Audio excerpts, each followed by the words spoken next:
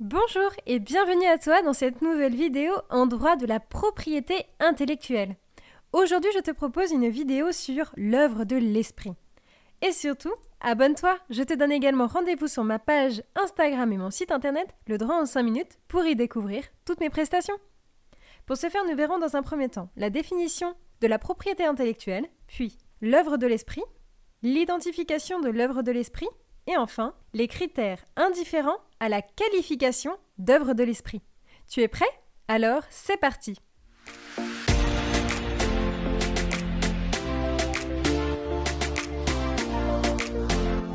Tout d'abord, répondons simplement à la définition de ce qu'est la propriété intellectuelle. Tout d'abord, sache que l'on peut distinguer deux grandes familles en propriété intellectuelle. En effet, on va avoir les propriétés littéraires et artistiques et de l'autre côté, les propriétés industrielles.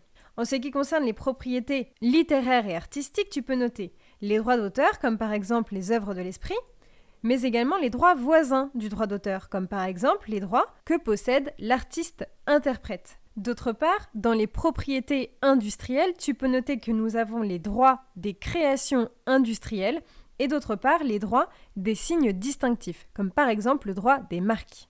À présent, regardons ensemble ce qu'est l'œuvre de l'esprit. Donc l'œuvre de l'esprit fait partie de la catégorie des propriétés littéraires et artistiques du droit d'auteur.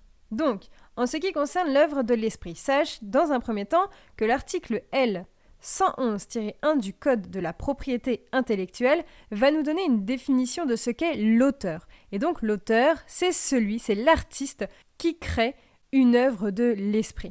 Sache qu'il n'y a pas vraiment de définition propre à l'œuvre de l'esprit, toutefois, la jurisprudence est venue préciser certains critères. Donc tu peux noter que c'est une création intellectuelle ou artistique ayant un caractère original. D'autre part, tu peux noter que le terme d'original a été affiné par la jurisprudence. En effet, dans un arrêt, on estime que le terme original peut s'interpréter comme étant une empreinte de la personnalité de l'auteur ou encore ses choix libres et créatifs. À présent, regardons ensemble l'identification de l'œuvre de l'esprit. Comme je te l'ai dit précédemment, il n'y a pas véritablement de texte qui nous parle des œuvres de l'esprit. Toutefois, nous avons certains critères pour pouvoir les distinguer. Ainsi, tu peux noter qu'une œuvre de l'esprit reflète forcément une création intellectuelle. Attention, note bien qu'une découverte ne peut pas être considérée et donc ne peut pas être protégée par le droit d'auteur puisque ce n'est pas une création intellectuelle. D'autre part, tu peux noter que l'œuvre de l'esprit doit avoir une forme nécessaire. Attention au terme de forme. En effet, le terme de forme comprend nos trois sens, le toucher, la vue ou encore l'ouïe. Enfin, l'œuvre de l'esprit doit être originale.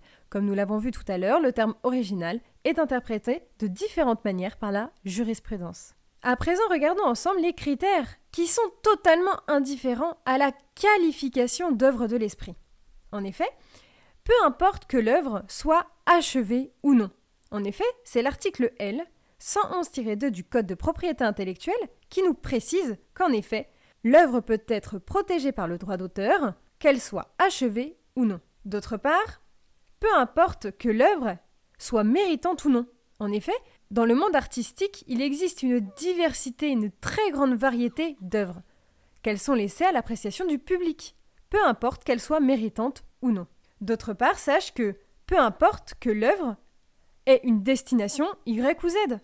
En effet, l'œuvre sera protégée. On parle ici du principe de l'unité et l'universalité de l'art. C'est l'article L 112-1 du Code de propriété intellectuelle qui nous le dit. Enfin, tu peux noter qu'il n'y a aucune liste de toutes les œuvres qui sont protégées par la propriété intellectuelle.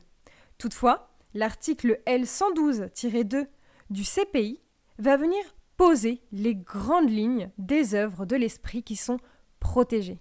Voilà, j'espère que ce petit cours en droit de la propriété intellectuelle a su t'aider et t'a intéressé. En tout cas, n'hésite pas à liker la vidéo, à t'abonner et à me laisser un commentaire si la vidéo t'a plu. Et moi, je te donne rendez-vous sur ma page Instagram, le droit en 5 minutes, pour pouvoir se rencontrer. À bientôt!